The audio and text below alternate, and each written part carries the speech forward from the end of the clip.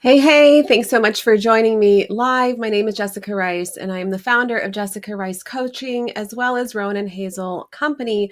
And today we're talking about how we can speak with greater impact. So I know that if you're thinking about how you speak, sometimes we're really unsure of how our message is not only delivered, but how it's landing for another individual. So if you think about it this way, your passion is your conviction, your purpose is your connection. Well, how we speak and when we're giving a presentation or having a connection one-on-one, whether it's a team member or direct report, we are there for a reason. Now, I know last week in our powerhouse session, we talked about the importance of leading with purpose. And so in this presentation, we want to talk a little bit more about how we can speak with greater impact. And a lot of that has to tie back with our purpose. Now, if you haven't joined us on the Powerhouse session live, you can come in, register here. I put the QR code up. This way, you can join us in the live conversation. If you have any questions, you can drop them in. I will make sure to try to answer them.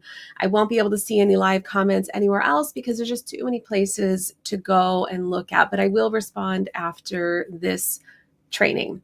So if you haven't registered, go ahead and register there. Then you'll also get notifications on what our next powerhouse sessions are coming out, what we're going to be covering, and you get the ability to ask any questions ahead of time that you would like addressed inside of the training.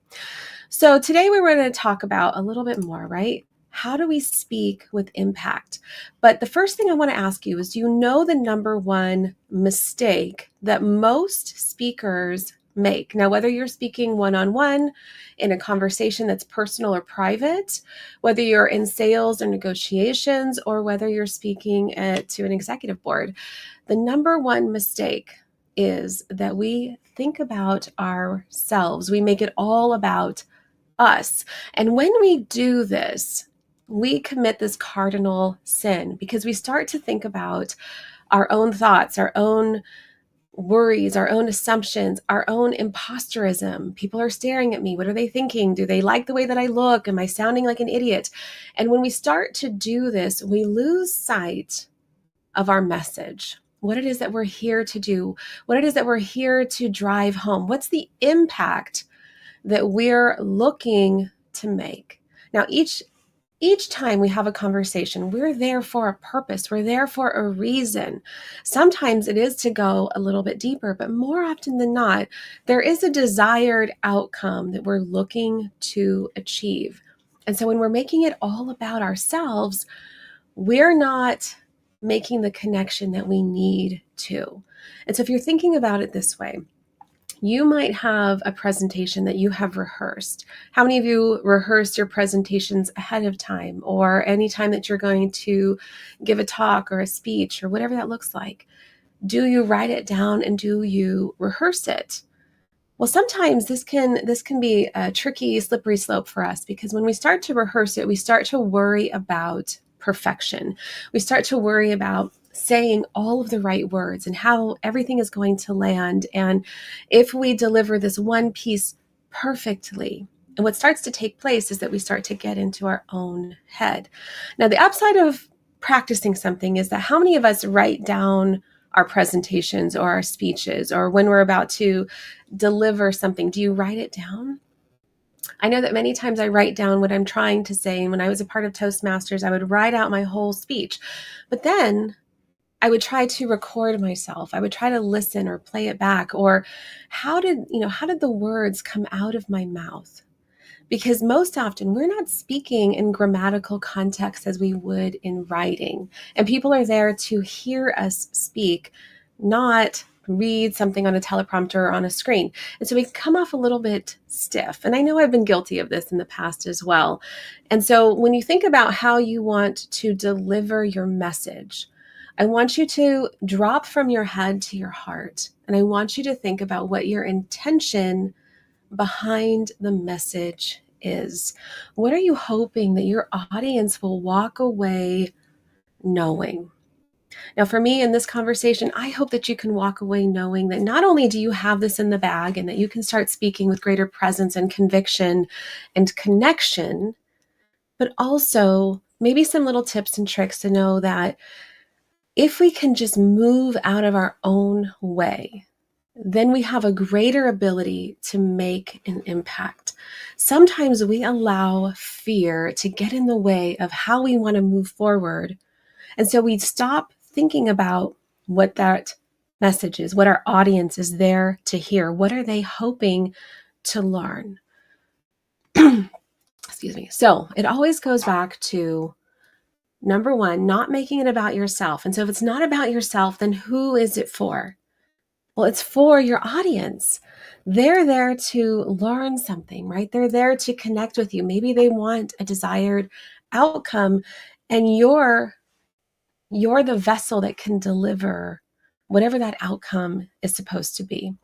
Whether it's a sales negotiation, whether you are trying to help a direct report, whether you're speaking so that you can move a strategic decision forward, maybe you're there to inspire or to bring some greater insight. Understanding who your audience is probably the most important piece in any communication. Now, if some of you are here, maybe you found me on LinkedIn, maybe we're already connected, maybe you're a current or a past client, maybe you're on my newsletter list for Powerhouse Insights, whatever that is.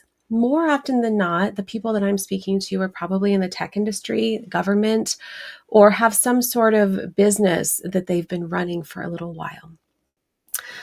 This isn't the appropriate place to start bringing in a bunch of content or context that you may not be familiar with. And so if you're understanding what your audience is there to understand or to learn, this is your clue to start speaking to their needs, speaking in ways that they're going to understand, and speaking in such a way that it resonates. How often do we understand that not only is speaking or delivering a message important in terms of our words, but also important in relation to our silence? How many of you know that when you're sitting in a boardroom or in a meeting on Teams or whatever that looks like, and you have that pregnant pause, that uncomfortable silence, where inadvertently someone will speak up to break the silence, right? Because it feels uncomfortable, it feels unnatural. Well, you can use this to your advantage because we live in a world that is so full of noise and disruptions and people vying for our attention. Whether you're in a boardroom or you're on social media, right? It doesn't really matter because we have notifications that are popping off every minute, if not every second. So consider for a moment that when you are delivering a message or that you are speaking to someone, first ask yourself, how are you listening? Now, this might be easier in a one-on-one conversation because listening is the key to building trust, developing rapport, helping someone else to feel valued. But if you're speaking to an audience, listening can look like taking a pause, assessing the room, looking at the expressions on people's faces. And I know for many clients of mine, sometimes the struggle is in the online space because we're not in a setting where we're sharing kind of the same energy. We can't really see their responses. And oftentimes people are multitasking, right? Or they don't have their camera on at all. But still, how we drop from our mind into our heart can set the stage for the connection that we are trying to make, what we're hoping to achieve. And when we're thinking about connection for people, we can slow down ourselves. How many times have you ever given a presentation where you started speaking really fast because you felt like everything that you were saying was just coming out so slow, and so you didn't take any pauses and you just started speaking really, really, really fast? You ever done that? How impactful did that come across? Probably not. So when we can start to remove our own mind, our thoughts, and all of those insidious things that start to take place, we can drop into a state of greater calm and greater clarity. We can have a greater understanding of what it is that we're there to deliver and how we want to deliver it.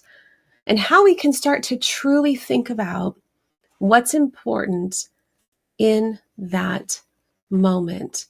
When I started out in my career, I was actually in design, and that's how I moved into software engineering, and then I moved into executive coaching, and then brand coaching, specifically personal brand coaching. And in design, it's really important that we consider negative space, right? We don't want to fill everything with all of these words, right? And sometimes that's really hard for me still with like events like this, trying to put all of the information in there. But how do we use our negative space in a presentation? How do we use negative space or this concept? Well, you can use it through silence. You can use it through pausing. You can use it through the intonation of your voice. Your voice is an instrument, and it's really important to consider how you're using that, which I'll dive into a little bit more in a minute. But I want you to consider for a moment, how are you ushering in trust and safety? In order for anyone to really hear us, to really listen to us, to let down their guard, they have to have trust. They have to, we have to help elicit some sense of safety, psychological safety, some recalibration that happens in their mind so that they can think about this conversation differently, which is why it's really important that we can build rapport. If you followed Chris Voss for any amount of time, you know that he's an FBI negotiator. I like to reference him with a lot of my coaching clients as well. Whether you're in negotiations or sales or not, it's really important the things that he teaches. And I would say the number one thing that I think really shines through in a lot of his messaging is his ability to cultivate trust.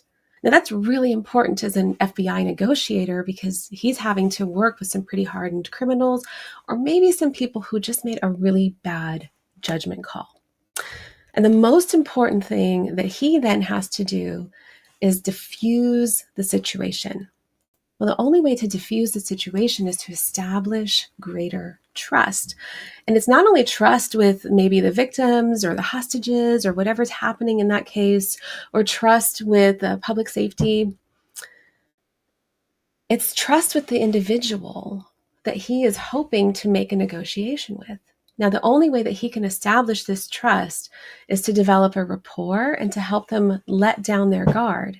And the rationale behind this is that he needs to get them to moving from an emotional state to a logical state where they can make an informed decision. Now, this is really key if you're trying to go into a sales conversation or a negotiation or just connect with someone else. How often are we as leaders sometimes struggling to connect with people on our own team? Maybe they're going through something. Maybe they're really struggling in their role. Maybe there's a project or something that's taking place. And sometimes we need to help move them forward, and we need to help give them that intrinsic motivation. But we can't do that if we don't have the connection, if we don't have the rapport, if we don't have the trust. And that starts with how we listen. It starts with how we really perceive what it is that they're needing from us and how we can best support them. Now, sometimes we can then fall into the trap of making it about ourselves again. And this is where we start to move into storytelling. See, we can use stories as metaphors, as illustrations, examples, things that can help to bridge a connection in the conversation or in our mind with whatever outcome that we're hoping to achieve. But we have to know our audience, and we have to know what it is that would be most beneficial for them in that moment. And so sometimes we make the mistake of using a story because we think that this story is going to solve their problems. Now, as a coach, I'm always having to ask myself, is what I'm about to say going to help this individual? Is it necessary for me to even speak? Silence can be so precious. And so if someone is sharing with you, sometimes listening is all you need to do. If you follow Michael Bungay Senior, he has a book called The Advice Trap. He has a really funny TEDx talk on the advice monster as well, where sometimes we think, oh, I know the answer to this and I've solved it for myself and it's going to solve your problems. But what we do in that moment is we steal their moment and we make it about ourselves. And so if we're trying to establish trust, we don't want to make it about ourselves. If we're trying to create a connection or we're delivering a speech, we're not really trying to make it about ourselves. We're trying to make it about our audience. What are they hoping to walk away with? What are they hoping to learn? What's their moment? And if we start to shift it in the wrong direction, we can affect the insight that they may gain. Most of us already have the answer within us. We just have to have a little bit of that aha moment to let it come forth. And so your role, whether you're speaking or whether you're connecting, is to help usher those moments to come forth. And that's how you can start to make a greater impact in the conversations that you're having. Now, another consideration is, right, we talk about the art of storytelling. And this month in our Powerhouse Legacy Collective, we've been really diving deeper into storytelling and the importance of it and ways that we can really craft it and refine the way that we tell a story, the importance of it. But Aristotle knew thousands of years ago the art of persuasion had three components. It had ethos, pathos, and logos. And I spoke about this a bit during last week's session as well. Well, when we apply this to storytelling, we can think about this in a number of ways, which is, where is your logic? And how are we helping our audience think logically? Where is our emotion? And where is our credibility? How often do you use all three in the conversations that you're carrying or the presentations that you're delivering and that you're hoping to, speak with greater impact? Many times, I bet you could think of a few where maybe a few other examples of other individuals who might lean too heavily into one or the other. Maybe they lean too heavily into their own credibility and they're sharing about all of the things that they've done and all of the accolades that they have and the certifications and the degrees and the credentials and all of those different things. And you, on the recipient side, are probably thinking that they're pretty self-absorbed. And this person is probably thinking that they need to prove their right to be there. And so they think that they need to put all of the credentials forth so that the person that's there believes them. How often do we get stuck trying to prove ourselves instead of considering, what does this person truly need? What about in the emotion sense? Have you ever told a story where you overshared? Or a moment, say in the office, where you thought you were connecting with someone and then slipped out of your mouth and you overshared? Or maybe you're presenting and you're trying to drive a greater impact and you start sharing a story that, while it might be harrowing, isn't really the right story for the setting that you're in. And so we make these mistakes sometimes because now we're trying to connect, but we're connecting, we don't know how, because we're, again, making it about ourselves. Or logic. Have you ever sat through a tech presentation? Coming from software engineering background, I used to watch different presentations, and depending on who your audience is, if you were, a data scientist or you're an engineer and you're trying to deliver to the executive team, sometimes they don't need to know all of the different data points or the technical jargon that you might be using in order to make an informed decision. All they want to know is enough information to move the decision process forward. And so we have to really be mindful and careful of who are we speaking to and what is it that's on their radar? What do I need to omit? And what do I need to include? I know when I first started out in my career, I would do this in email. I wanted to prove my intelligence. I wanted the people that I was working with to highly respect me. I was working for a high-profile government agency. And I was regularly speaking with people who were, the CIO and heads of departments, and I would write these very long and elaborate and detailed emails. I'm sure some of you are like shaking your head as you hear this. And I wanted so much to prove my value, or that I had, the authority to be even speaking to them. I was full of imposterism. And as I started to move forward in my career and number one, get busier myself, I started to realize the mistake I made, because I wasn't thinking about them. What did they need to know? I was thinking, well, they need to know all of these things, but I was really just trying to prove my belonging, my right to belong. And as I continued, I started to recognize why certain leaders spoke in such short sentences. Right? We're so busy. We only have so much time. And if this is your, whatever email of the day, it might be one word.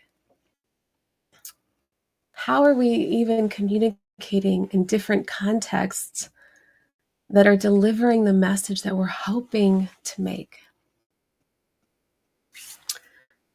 If you're sometimes wondering, what type of framework can you use to start thinking about a story? How can I set up a story in such a way where it does make sense, or it does have a connection that matters? There's a framework called the SOAR framework. So the first part is setting the scene. What is it that you need to share in order for that person to put themselves in your shoes, or where you were at, or to really paint the picture? What details do you need to include, and what details do you not?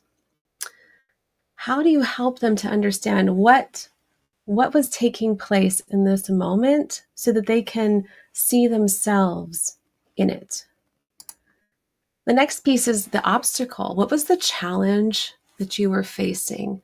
And in this, what was some of the emotions that you were experiencing, that you were feeling? And what are some common things that maybe other individuals might also experience that you could share and connect with them even greater in that way? Then there's the action, right? What was the insight? What was the action that you took? What was the way that you started to move through this challenge, this obstacle that you were facing? And sometimes it's even a matter of, what's a common objection that maybe your audience has that your action helps to address? And then finally is the resolution, or the reflection. What was the takeaway? How did you solve this problem?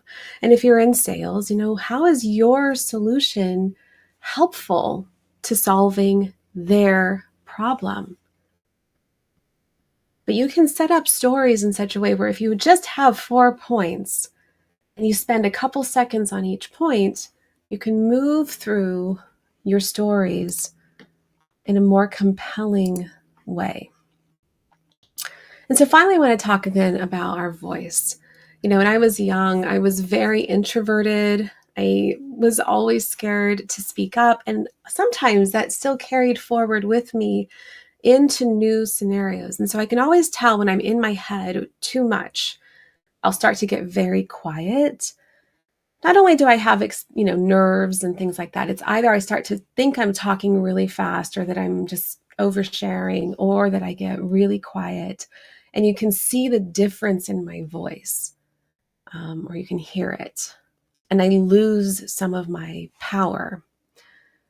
Now, I did sing, and I was in theater, and I started to use my voice as an instrument. And all of us have this instrument that we can continue to fine tune. And the more that I was in Toastmasters, the more I started to recognize how I could use my voice, how I could make it sound.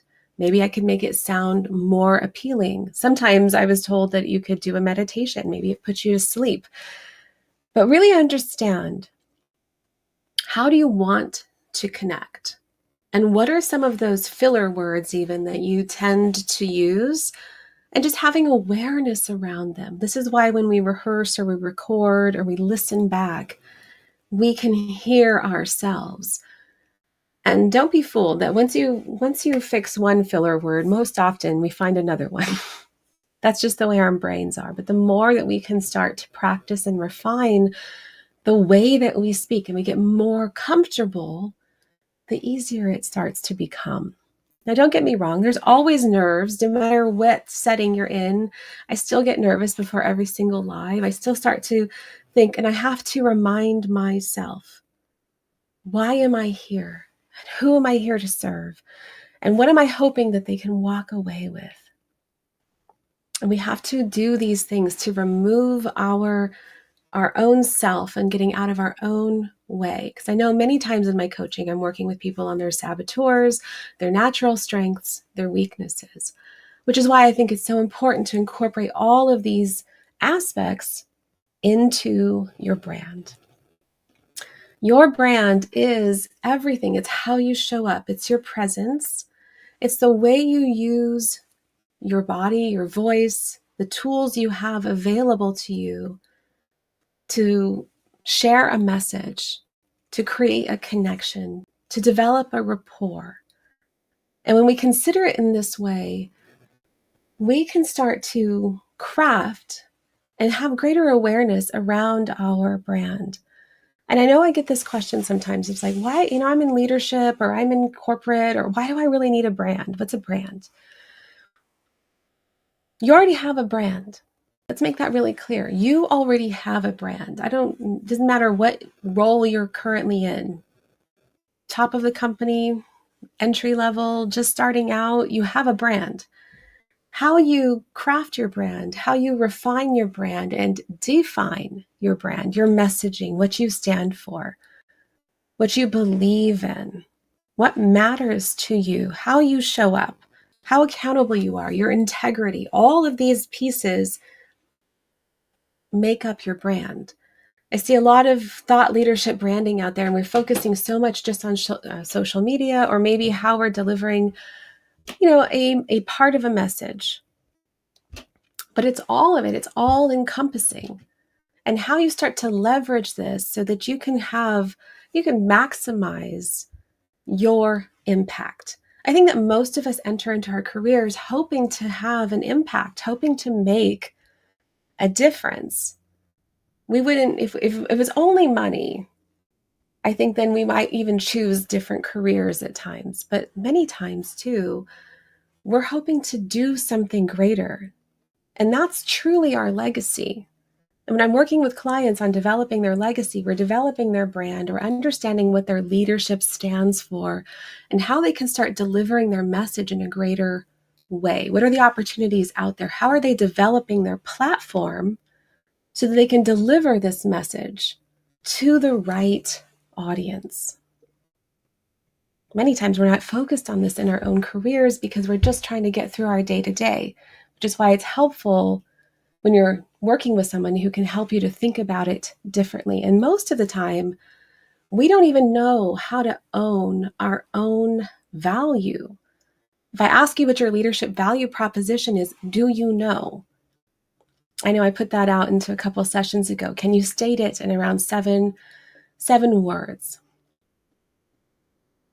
Ownership of what you bring, your strengths, your zone of genius, all of these things contribute to your own success, to how you show up, the impact that you make, whether it's for your corporation, for your team, for your own company. And if you've stepped into that plan B, or having starting your own company or founding a startup, then it's even more imperative so that the people who are working with you or are under you believe and understand the vision that you have set forth for yourself and for your life. We talked about this a little bit more inside of our community. If you're interested to know more, you can check it out at powerhouselegacycollective.com, where we're talking about the 3 most important stories that you can have as a part of your signature brand. But if this is something that's interesting and you're curious, how do you start to refine your brand? How do you start to develop it in a greater way? How do you start to make more of an impact and really understand what you uniquely bring? that's where we developed a new program, a new course. It starts next week. It's the Powerhouse Presence Thought Leadership Accelerator. And I'm really excited about it because we have 7 weeks of a live trainings, live connection. It's a live cohort. And you have your own section inside of our community where you can connect with other individuals who are also within the cohort, also working on developing their brand, their presence, their gravitas, all of the aspects that go into how you show up as a better leader. Anytime that you're working on things for yourself, inadvertently, you are going to be a better leader because you're going to have greater awareness around with everyone around you, how you can lead and how you can make an impact, how you can drive forward results and meaning into the work that you do. Isn't that what most of us are craving in our lives, is to have greater meaning, greater passion, greater purpose? I look at branding as all of that. It's all encompassing because it's you make up your brand. And all of your experiences and expertise and everything that you've brought to the table throughout your years, this is where you have the opportunity to start to shine, where you can start to have a say, where you can start to be deliberate and intentional with the message that you're delivering. And then in a multitude of ways. So we're going to be covering all of that over the 7 weeks. We have our own, leadership assessment. It's your leadership archetypes. It's understanding that you as a leader and what your archetypes are based on brand strategy and Jungian theories. So we have that within the accelerator so that you can understand greater and really give you a launch pad to start knowing how to confidently start putting yourself out there, what your message is. I know many times people are nervous about how to start sharing their message online in a compelling way, in a way that doesn't polarize them or, damage their career. And none of those things need to happen when you connect back with what you care about and you understand how to deliver it in a really compelling way. So if you'd like to understand more or learn a little bit more, you can scan the QR code here and go check it out. If you have any questions, you'd like to hear a little bit more or just talk with me, then feel free to DM me, reach out. You can always find me on LinkedIn at Jessica Carl Rice, or you can email me at Jessica Rice Coaching. For those of you who were able to attend and you register, we send you your brand audit.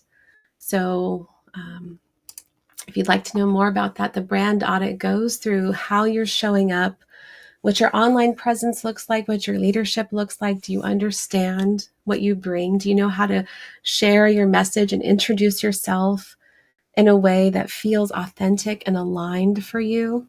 All of the things that really matter in leadership at times, especially when we're rising up. And now we're a part of things that have a bigger impact and make a greater difference, and wanting to know how to show up in such a way. So I'd love to hear from you if you have any questions or curious. If you want to have your brand audit, please reach out. Those who registered on powerhousesessions.com will automatically receive their copy of the brand audit so that you can start to go through it and really get a better assessment or idea of where does your brand stand today. Thanks so much for joining me. We'll be back next week with another topic for this summer series, and I appreciate you taking the time. I hope it was impactful, and I'd love to hear, what was the piece that stood out to you the most in relation to how you can speak with greater impact.